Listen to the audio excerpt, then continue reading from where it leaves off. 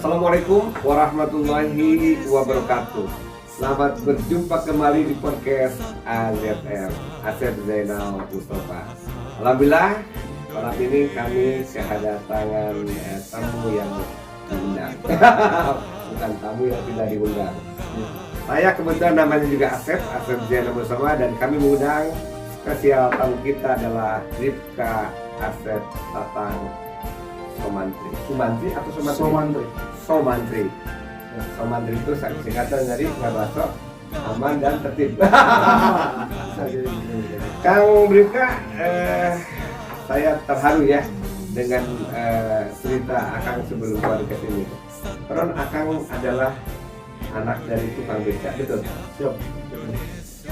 Pemirsa sekalian, kita akan berbicara tentang anak tukang beca jadi beca.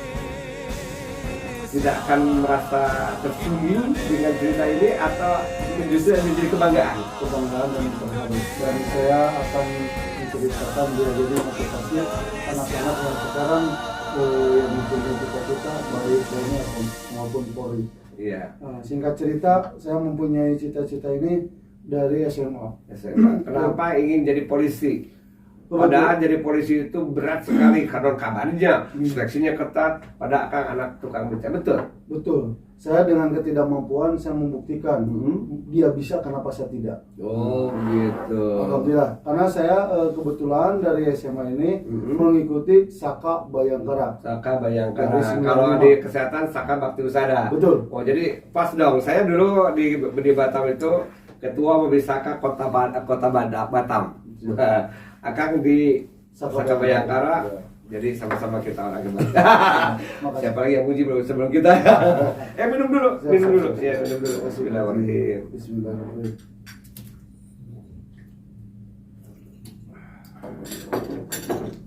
Sebelum Akang cerita, saya juga dulu sebelum jadi kepala balai itu, waktu SMP sudah jualan juga. Saya jualan rokok, tapi alhamdulillah nggak pernah merokok, Mas. Kemudian juga saya jualan minyak tanah. Jadi teman-teman yang nonton sekarang di sini tahu mereka itu siapa. Asep Zainal dulu pedagang minyak tanah. Nah sekarang pedagang minyak tanah mau berbicara dengan anak tukang beca. Akang anak keberapa dari satu keluarga? Kebetulan saya dari 6 itu anak keempat. Anak keempat. 6 orang yang paling tertua laki perempuan. Umur beda umur berapa tahun dari sekarang, dari Akang? Kan 4 saya ya? mungkin beda 8 tahun. 8 tahun ya. Jadi 8 tahun, terus yang kedua bedanya berapa tahun? 5 tahun. Akang keempat. Iya. Kemudian di bawahnya Beda 4 beda 2 tahunan. Boleh ceritakan Akang termasuk yang paling sukses di keluarga itu atau ada yang lebih dari itu? Kebetulan di keluarga saya, maaf kata mungkin yang SMA aja saya. Karena saya mempunyai cita-cita, saya harus bisa membangkitkan dan saya harus bisa berbeda dengan saudara yang lain. Ya. Saya lihat himpitan keluarga, perekonomian, sempat saya terpuruk dan saya bisa enggak ya. Tapi karena ada dorongan, mungkin saya mau terima kasih juga di sini atas pembina Saka Bayangkara, yaitu siapa itu? AKBP Dadan Suryana. Oh, AKBP Dadan Suryana. Saya lihat si Mas tidak AKBG. AKBP ya. AKBP Dadan Suryana ini kebetulan memberikan suatu motivasi dan dorongan sama saya. Bahkan saya dulu Saka Bakti Usada waktu SMP SMA? SMA. Oh, udah SMA ya. Kelas berapa waktu itu ketemu? Kelas 1. Kelas 1 sudah aktif di Saka Bayangkara ya. Dan saya kebetulan dekat sama beliau, udah merasa nyaman, udah kayak orang tua. Bahkan saya juga itu di daerah mana itu? Di daerah mana? Majalaya. Oh, Majalaya. Para pemirsa dari Majalaya ini ada anak tukang beca jadi Rifka. Alhamdulillah. Nah, kenapa kok tertarik menjadi polisi? Sebetulnya bukan tertarik, tapi cita-cita karena ingin punya pekerjaan layak dan bisa mengangkat derajat orang tua. Oh begitu, cita-cita mulia ya. Saya bahkan kalau dicerita singkat, saya 4 kali pendaftaran. 4 kali pendaftaran baru masuk ke 4-nya? Iya, saya pertama yaitu Akabri. Oh, Akabri. Ya, Akabri saya gagal di Pantohir Panda, itu daerah mau menuju ke Magelang. Nah, setelah itu saya tidak putus asa dan saya tetap sambil melatih anak-anak SD, SMP untuk jadi jiwa melatih dari ini dong ya? Siap. Dari sejak SMA itu ya? Dari SD, SMP itu saya menciptakan anak-anak melatih pramuka, paskibra. Nah, lumayan saya punya keuangan dibantu, itu saya kumpulin dan saya dapat honor waktu itu? Dapat. Alhamdulillah. Iya. Itu saya mah punya honor berkeringat dulu dorong roda itu. Angkat minyak tanah, pakai jerigen, kadang-kadang pakai drum digorengin. Kalau Akang ngelatih ya? Ngelatih dan saya juga Pak Haji, kalau pagi-pagi saya ikut manggul mie gitu di Bandung di jalan Gede Bage? Bukan Gede Bage, yang dekat Tegalega itu. Pasar Anyar. Pasar Anyar. Astana Anyar. Saya kalau bangun jam 2 ikut ke Pak Haji. Haji siapa? Ingat kasih enggak? Pak Haji Cece itu. Itu guru plus dari Pak AKBP Dadan Suryana. Siap. Pak Haji Cece. Itu orang-orang yang jangan kelupakan orang-orang yang berjasa. Dan silaturahmi masih berjalan. Alhamdulillah. Silaturahmi memperpanjang umur. Amin. Makanya Akang kelihatan awet muda nih. Padahal udah mengabdi kepolisian di kepolisian 24 tahun ya. Jadi waktu masuk umur 20-an ya. 19-an. Udah jadi. Waktu itu diangkat 19 tahun, pangkatnya apa? Saya dari Tamtama. Iya. Dan saya sekarang meraih sersan merasa bangga gitu, karena susah gitu kan, susah payah. Dan waktu singkat kata saya pendaftaran itu, orang lain itu kan dianterin. Kalau Akang singkat kata ada orang bilang pada kata. Saya jalan kaki Pak Haji. Dari tahu ini apa? Kalau dulu PTT lah. PTT taksi ada. Sampai ke itu ke Polda. Waduh. Itu saya berangkat dari rumah. Polda waktu itu di mana? Polda di mana? Polda tetap di Jakarta. Iya umur. Kadang-kadang kalau gitu ikut nebeng gitu. Tapi saya tidak pernah putus asa. Kadang-kadang di rumah saya bangun subuh jam 2 dan jam 3 saya bikin ikan asin, terus cabai dipotong-potong untuk dibawa nanti makan siang. Begitu. Kata nenek saya mau kemana? Ada pelatihan, padahal saya pendaftaran gitu kan. Ngomong-ngomong kok nenek disebutnya bukan ibu? Karena saya besar di nenek. Oh begitu. Jadi besar di nenek di Majalaya. Ibu di mana? Di Cibaduyu. Oh Cibaduyu. Sebetulnya orang Cibaduyu. Cuma besar tapi di besar di Majalaya. Tapi kalau tinggal di Cibaduyu belum tentu jadi Ripka. Iya. Nah singkat cerita. Dari perjuangan 4 kali itu, saya sempat itu nasi waktu itu yang saya bawa kena cipratan air komberan. Tapi karena lapar, saya tidak melihat yang penting saya sehat dan saya bisa terus tes gitu. Tapi kalau nggak kena comberan, Bapak Akang nggak jadi Ripka juga. Jadi cerita ataupun suasana ataupun pengalaman itu justru menjadi bumbu-bumbu ketika Anda sukses, betul kan? Salah. Saya juga ketika itu betul-betul sama nggak punya uang juga waktu itu, karena kan mungkin ya sama lah ya, waktu PNS pertama juga mungkin tidak terlalu ini. Saya pernah istri saya mau melahirkan, beli yang namanya kikil, tahu kikil? Cokor sapi kikil itu dimakan Padang, pakai motor. Tahu-tahu pas datang ke rumah kikilnya hilang, ternyata bolong plastiknya. Aduh, saya lapor ke orang Padang. Pak dikasih satu beli satu lagi ya, kata begitu. Jadi yang namanya orang kita seperti Akang yang sukses itu belum begitu langsung sukses kan, tapi ada sesuatu yang dilewati, ada ketidakmampuan, kemudian ini tetapi dengan semangat dan kemampuan kita akan jadi sukses ya. Sekarang dinas di mana? Saya dinas di Polda Jabar. Saya di pasukan 17 tahun, terakhir di Brimob 2016, pindah ke Polda Jabar 2017 bulan Februari. Jadi pertama pengangkatan di mana? Makokor Brimob. Makokor Brimob yang Depok itu ya? Kelapa 2 ya. Terus 17 tahun di sana? Iya. Dengan perjalanan pernah ke Aceh, oh Aceh, Papua, Papua, Ternate. waduh habis semua ya. Alhamdulillah sampai Iya, seluruh Indonesia kan pernah. Iya. Saya Kemudian setelah di Makobrimob itu ke saya pindah, yaitu permohonan untuk pindah tugas. Memang di kepolisian ada beberapa sistem untuk pindah tugas, ada permohonan dipindahkan atau gimana itu maksudnya? Kalau kita di pasukan itu kita permohonan dulu. Oh, permohonan. Kalau dari batalion kita di ACC di tanda tangan, baru kita bisa ke sananya gitu kan. Oh, begitu. Tapi kalau kitanya tidak di ACC, mungkin tetap bertahan di pasukan. Tapi kenapa bicaranya sambil senyum? Bahagia ya pindah ke Bukan Jawa Barat. Yang namanya kita kelahiran kan. Oh iya. Suatu kebahagiaan lah ya. Kita cinta pasukan, roda gila tetap di dada ya kan. Roda gila istilahnya untuk Brimob ya. Brigadir Angkatan 352. Brigadir Angkatan Satya Wara Madya, Jawa Barat, seluruh Indonesia. Salam hormat. Jadi saya pindah ke Jawa Barat ini bahagianya kenapa? Karena saya bisa jadi kebanggaan keluarga, dekat sama saudara, dan itu alhamdulillah. Dan sampai saat ini saya bisa membantu keluarga dan saudara. Ya. Gitu kan.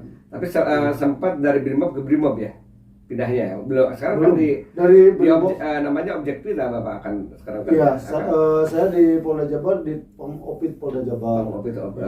Jadi saya tidak di pasukan lagi. Oh, tidak pasukan. Ya, tidak di Brimob lagi. Cuma singkat kata ketemu Pak Haji banyak cerita juga kan ya. Ketika ada nama Chef Dedi ya. Oh, iya. Dedi itu kan yang nipu itu ngomong itu kan masih ingat Pak Haji? Iya. Yang Di Cikarang. Di Cikarang yang nipu nama Asep gitu kan. Itu masih aura Brimob gitu. Oh, udah ya, makanya saya tangannya masih keras ya. Karena kita jadi pemirsa, kita mengenal beliau itu juga di atasnya ada sesuatu yang unik gitu ya. Nama Asep itu menarik buat orang, tapi menarik untuk nipu. Dia ngaku nama Asep, ternyata cek KTP bukan. Ternyata Deddy Mulyadi ya. Bukan Deddy Mulyadi ini, bukan. Itu mah Deddy baik. Ini mah Deddy Mulyadi favorit itu. Ini mah Deddy yang ngaku Asep. Ya. Oke. Kak, yang paling terkesan dinas di mana nih Kak? Kalau saya sebetulnya terkesan apakah dapat jodoh atau dapat prestasi atau apa itu? Kalau saya paling terkesan itu waktu di pedalaman Papua. Pedalaman distrik Maki. Apa yang paling terkesan itu? Di sana saya ngajar. Oh, ngajar lagi ya. Jadi memang beliau tuh nih nanti kita cerita lagi ya sesi kedua ya tentang bagaimana Kang Asep Tatang ini senang untuk mendidik belajar kepada anak-anak muda. Karena sebetulnya dari awal juga saya ketika meniti karir dari SMA itu kan melatih SD, SMP gitu kan.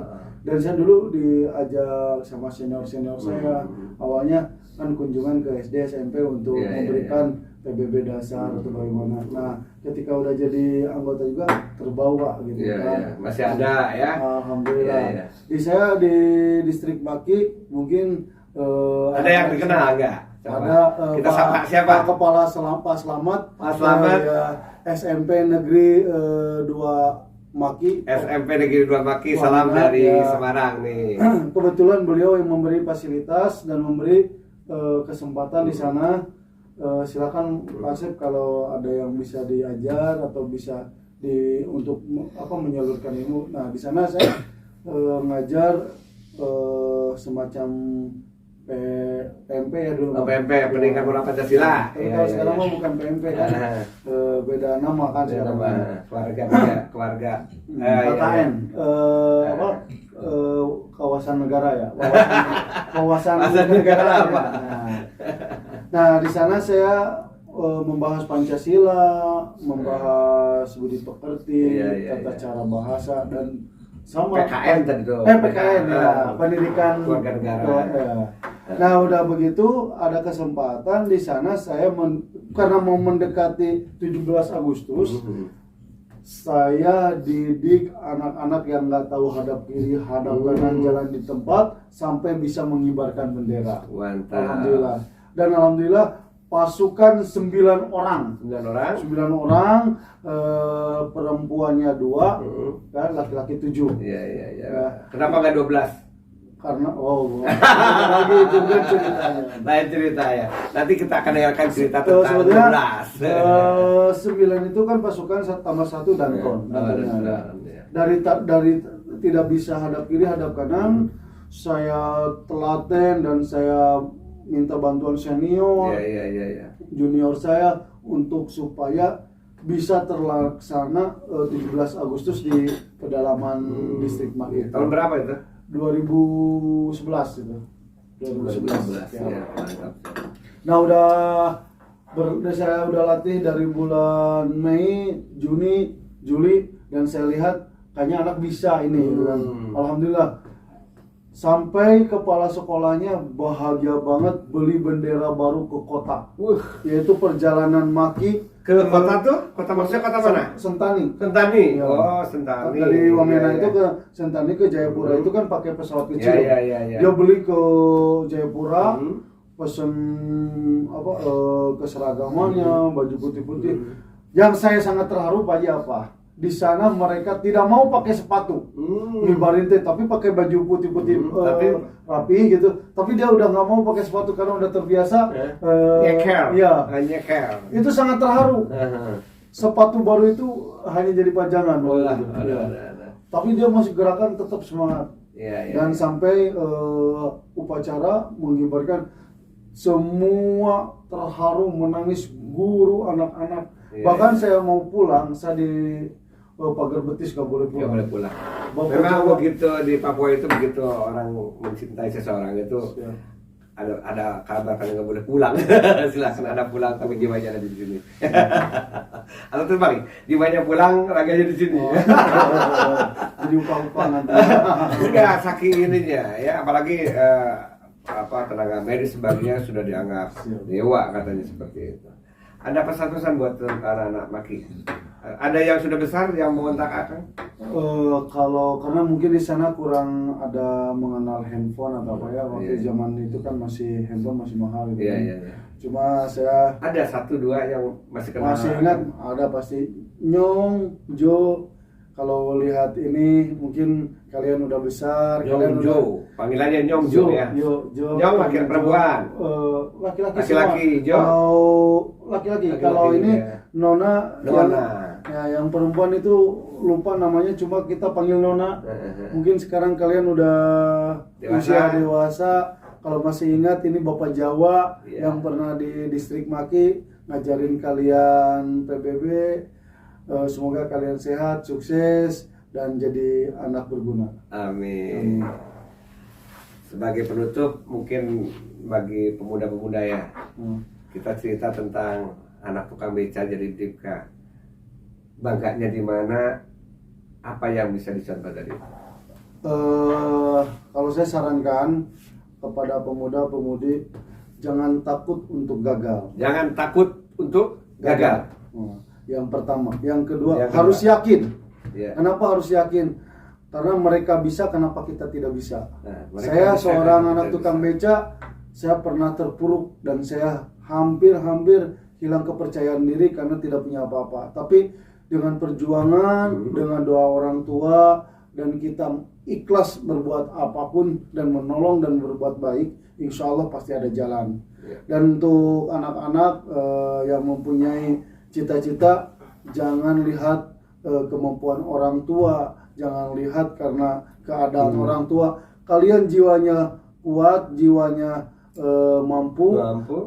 IQ-nya pintar, harus yakin kalian bisa. Baik TNI, Polri, atau mau jadi Akabri, Akpol, Bintara, Tamtama, yakinkan pada diri kalian bahwa kalian mampu dan bisa. Jangan dilihat profesi keluarga, gitu aja. Karena orang tua itu pasti mendoakan anaknya yang terbaik. Baik. Cerita tentang anak tukang beca, saya juga pernah ketemu dengan Dan Lanal di Batam. Beliau juga anak tukang beca. Beliau jadi Dan Lanal. Dan saya kenal juga seorang motivator, Nanang Qasim Yusuf, juga anak tukang beca. Jadi Akang harus bangga sebagai anak tukang beca. Suatu saat kita pertemukan dengan Nanang Qasim Yusuf. Beliau ada trainer terkenal Dan Kang Nanang Qasim Yusuf atau Kang Nakoy, ini ada sama tukang beca bapaknya, tetapi sukses menjadi seorang bribka. Selamat berjumpa kembali di podcast AZM Asep Zainal Mustafa. Wassalamualaikum warahmatullahi wabarakatuh. Waalaikumsalam. Thank you.